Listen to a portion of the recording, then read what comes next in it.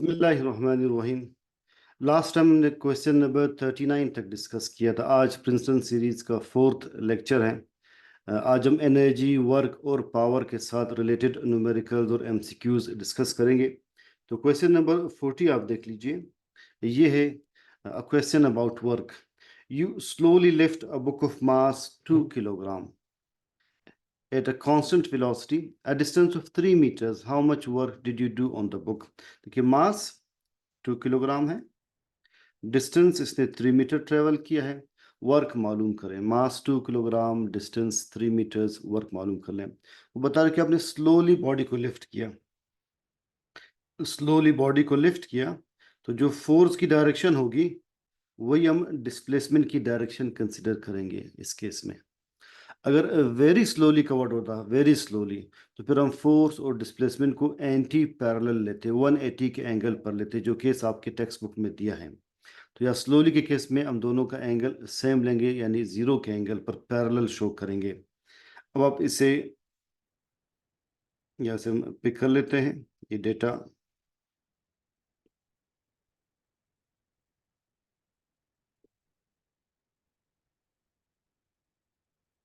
ये question number 40 का data है कि मास 2 किलोग्राम है। इसे आप लिफ्ट करके 3 मीटर तक डिस्प्लेस कर रहे हैं। वर्क कैलकुलेट कर ले तो work is equal to F D cos theta.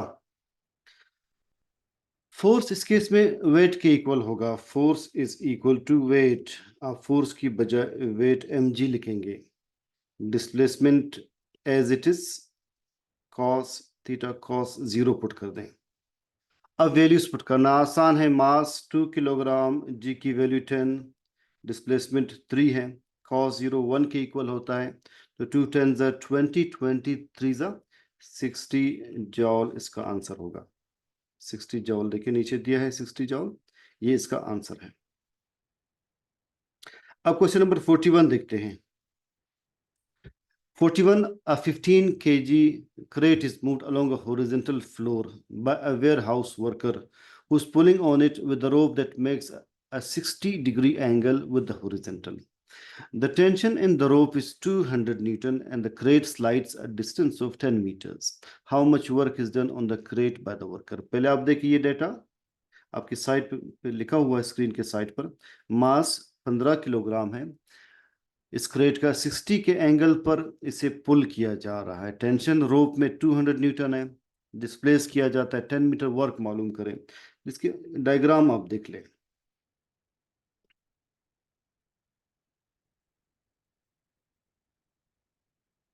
Diagram आप देख ले, ये इसकी डायग्राम है। एक 15 किलोग्राम क्रेट है जिसे हम पुल कर रहे हैं 60 का एंगल बनाते हुए। रोप में टेंशन 200 न्यूटन है। यहाँ पर हम टेंशन को फोर्स ही कंसिडर करेंगे। और डिस्प्लेसमेंट कितनी है? हॉरिजेंटली 10 मीटर तक ये डिस्प्लेस हो रहा है। तो आपने वर्क कैलकुलेट करना है। Work is equal to F D cos theta. यहाँ पर आपने एफ जो है वो टेंशन के फॉर्म में लेना है 200। डिस्प्लेसमेंट 10 है। कॉस थीटा कॉस 60 होगा। कॉस 60 1/2 के इक्वल होता है। तो 200 into 10 is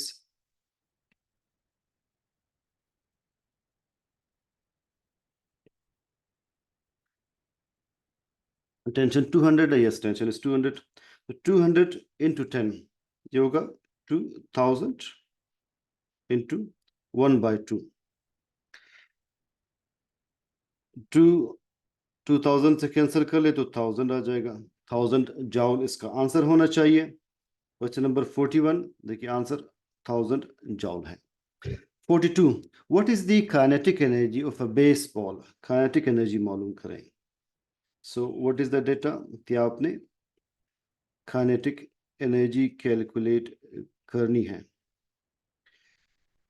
of a baseball जिसका मास 0.15 किलोग्राम है। Mass 0.15 kilogram. Moving with the speed of 20 metre per second. Speed 20 metre per second है। अब ये डेटा हम यहाँ से पिक कर लेते हैं।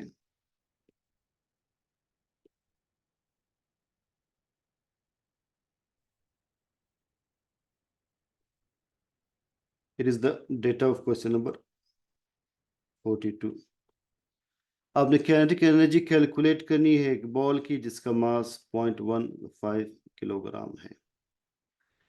काइनेटिक एनर्जी की equation basically half M V square ही अप्लाई होगी, half M V square. Half mass की वैल्यू है 0.15, वेलोसिटी की वैल्यू है 20 का आपने स्क्वायर लेना है, तो हाफ इंटू 0.15 इंटू 20 का स्क्वायर क्या होगा? 20 इंटू 20 टेन जा सॉरी 20 इंटू 20 का आंसर क्या आएगा? 0 0 0 0 2 जा 0 2 0 0 कैलकुलेटर 2 2 जा 4 400। सो 20 टेन जा 200 20 20 जा 400 होगा डेफिनेटली। अब डायरेक्ट भी ऊपर से बता सकते 2 2 जा 4 और दो जीरोस ऐड कर लें। अब 400 की आगे कैलकुलेशंस आपने करनी है। नीचे 2 है, ये 200 बन जाएगा। 0.15 के साथ 200 को मल्टीप्लाई कर लें। 200 को 0.15 के साथ मल्टीप्लाई कैसे करते हैं?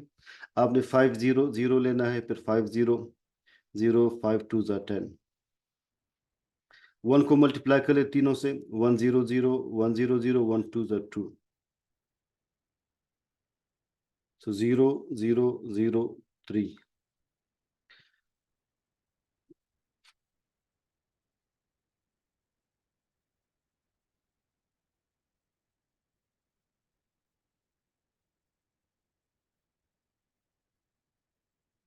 डेसिमल 2 के बाद है, डेसिमल 2 के बाद डाल दीजिए, आंसर आ जाएगा 30 जॉल। सो आंसर क्या होगा? 30 जॉल होगा। लिखते हैं आंसर 42 का यही 30 जॉल आ रहा है। इस 30 joule is the answer. So without calculator आपने डेसिमल की वैल्यूज की addition, multiplication, division, square root वगैरह लेना, ये सारे आगे मैं अलग से भी लेक्चर दूंगा, ये आपने प्रैक्टिस करनी है। तो क्वेश्चन नंबर 42 का आंसर था 30 जॉल। अब देखिए 43rd question, how much work would it take to stop an object that has 30 joule of kinetic energy? एक बॉडी मूव कर रही है 30 जॉल काइनेटिक एनर्जी के साथ, इसे स्टॉप करने के लिए कितना वर्क चाहिए? ब्रेक्स ने कितना वर्क करना होगा ताकि इस बॉडी को स्टॉप किया जा सके? डेफिनेटली जिस एनर्जी के साथ बॉडी मूव कर रही है उतनी ही एनर्जी रिक्वायर्ड होगी बॉडी को स्टॉप करने के लिए। कोई न्यूमेरिकल नहीं है, आप सिंपली थ्योरी से इसका आंसर दे सकते हैं। अगर 30 जॉल चाहिए तो -30 जॉल, यानी 30 जॉल इन दी ऑपोजिट डायरेक्शन रिक्वायर्ड होगी बॉडी को स्टॉप करने के लिए। इसका आंसर देखिए क्या लिखा हुआ है। Solution to stop an object means to change its kinetic energy to 0. So if the initial kinetic energy is 30 joule, then the change in kinetic energy has to be -30 joule. By work energy theorem, work is change in kinetic energy, so the total amount of work that would be required is -30 joule. Question number 44. An object initially has 10 joule of kinetic energy. Initial kinetic energy 10 joule hai. Kinetic energy initial is 10 joule. Two forces act on it, one performing 40 joule of work and the other performing -20 joule. इस पर दो forces act कर रही है, एक force 40 जॉल का work exert कर रही है, दूसरी फोर्स जो कि फ्रिक्शनल फोर्स है वो -20 जॉल का वर्क कर रही है। What is the final kinetic energy of this object? Kinetic energy final क्या होगी? इनिशियल वैल्यू दी है, फाइनल पूछी है और साथ चेंज दिया है। चेंज क्या होगा? 40 -20।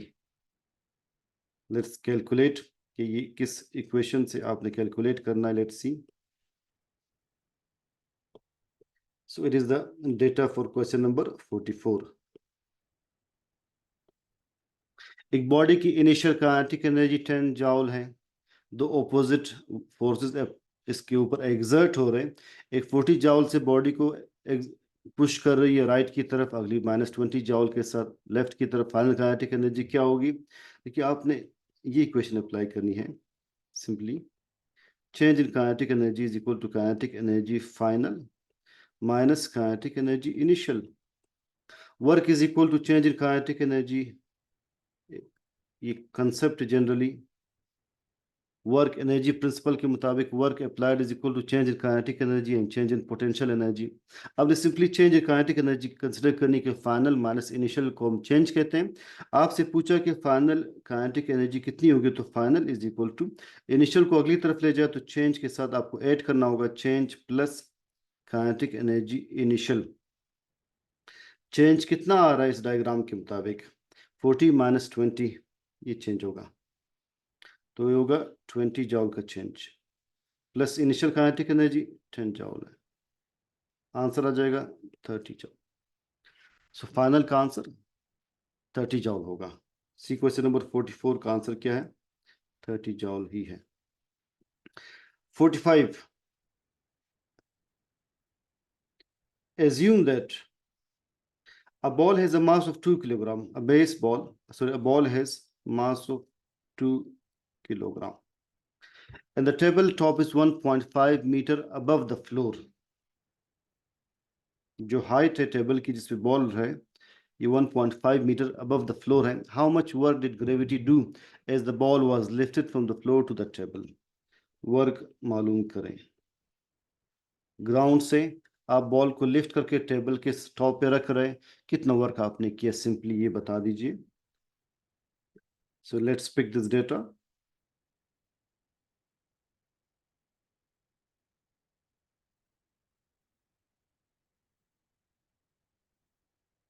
Here is the data for question number 45।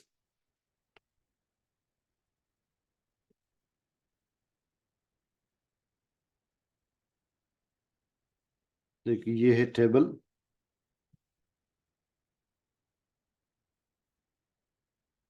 इस टेबल की हाइट 1.5 मीटर है। अब एक बॉल को यहाँ से लिफ्ट करके यहाँ पर ला रहे हैं, तो बॉल को लिफ्ट करते वक्त कितना वर्क आपने किया ये पूछ रहे हैं। Work is equal to hair,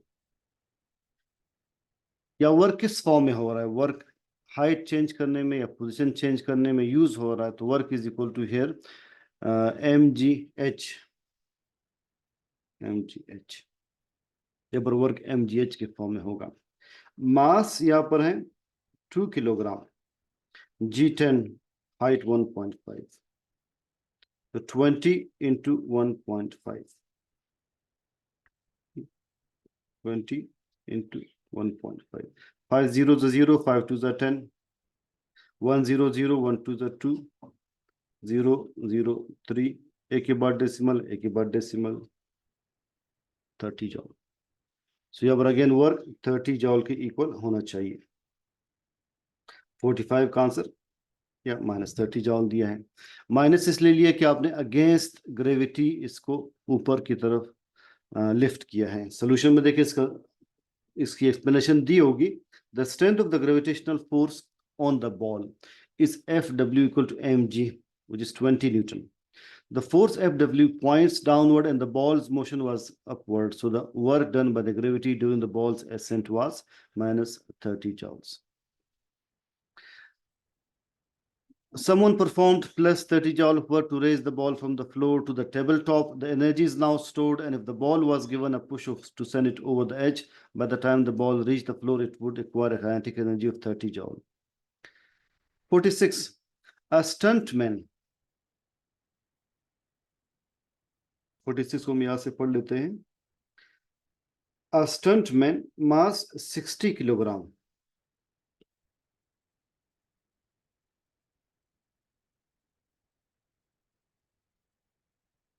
Scales a 20 meter tall rock face. वो एक रॉक पे चढ़ता है, क्लाइंब करता है। देखिए ये रॉक है, बिल्कुल सीधा सीधा रॉक पे जो चढ़ते हैं इसे स्केलिंग कहते हैं। सो इज क्लाइंबिंग किस हाइट पर है? 20 metre. What is her gravitational potential energy? Potential energy calculate करें।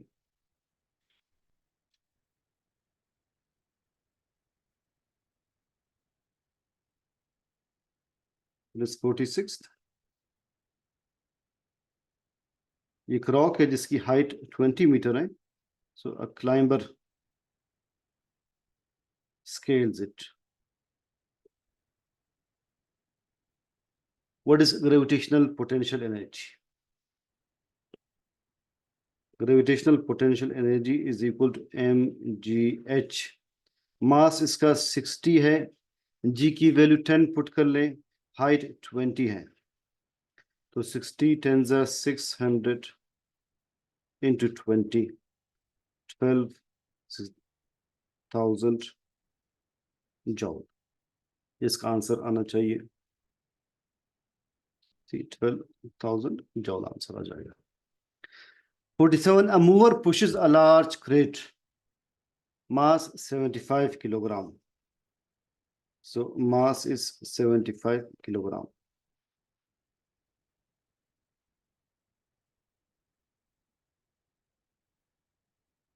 From the inside of the truck to the back end, exerting a steady push of 300 Newton.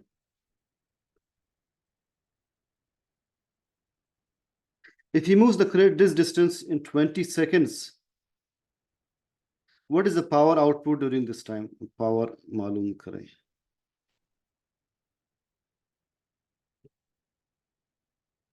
It is question number 47.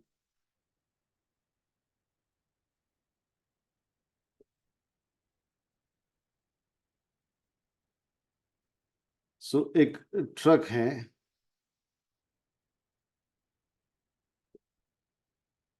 इसके अंदर एक शख्स एक crate को push कर रहा है to the back and.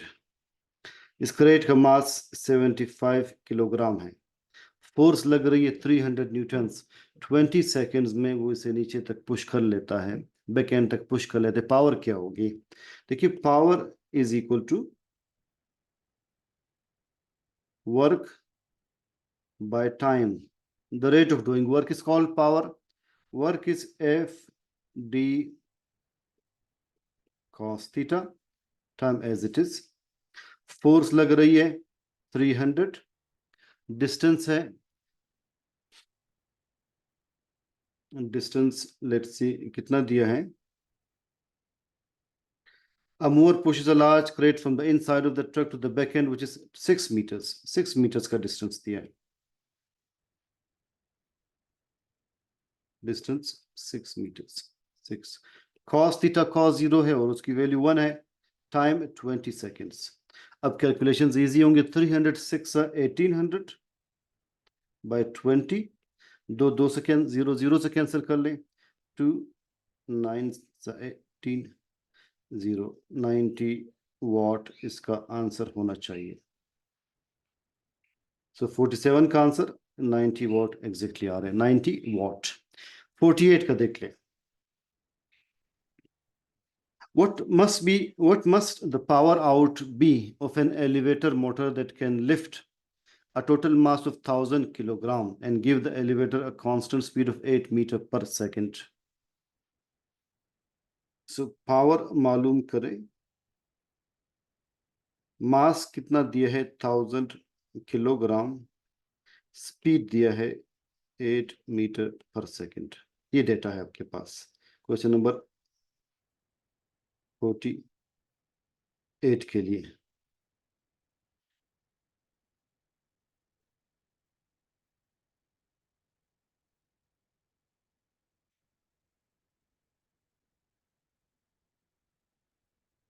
Power calculate करनी, तो power is equal to work by time. Again work is F D, time is T, या फोर्स mg के इक्वल ले लीजिए, d by T, force mg की वेट के equal, d by T. d by T क्या है? Displacement by time is velocity, तो mgv आपके पास फार्मूला बन जाएगा। d बाई टी को आपने v से शो किया, displacement by time is velocity.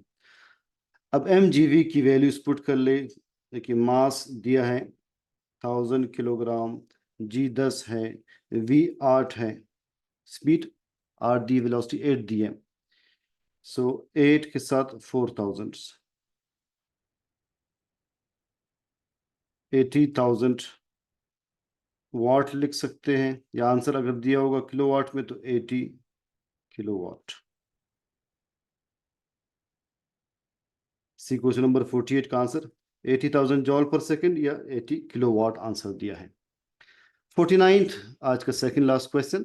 A force F of strength 20 Newton acts on an object of mass 3 kilogram as it moves a distance of 4 meters. A force is perpendicular to the 4-meter displacement. The word to be noticed is this.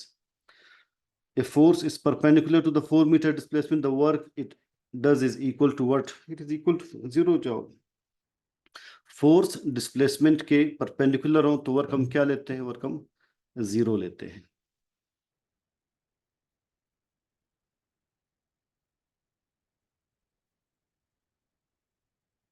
ये answer क्या है कि since the force is perpendicular to displacement therefore the work done is 0। Last question 50। Under the influence of a force an object of mass 4 kilogram 4 kilogram accelerates from 3 meter to 6 meter per second. Initial velocity is 3 meter per second, final is 6 meter per second, time is 8 seconds. How much work was done on the object during this time? देखिए mass 4 kilogram है, initial velocity 3 metre, final 6 metre per second, time is 8 seconds. How much work is done? Work calculate करें। So it is the data for question number 50.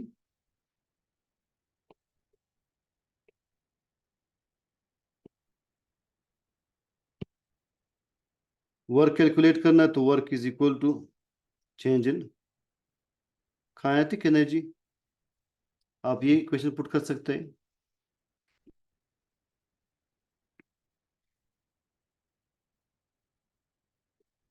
Half M V F square minus V I square, इस तरह से आप values put कर सकते हैं। We square की बजाय चेंज इन वेलोसिटी आप यह कंसिडर कर लें कि वेलोसिटी में चेंज कितना आ रहा है।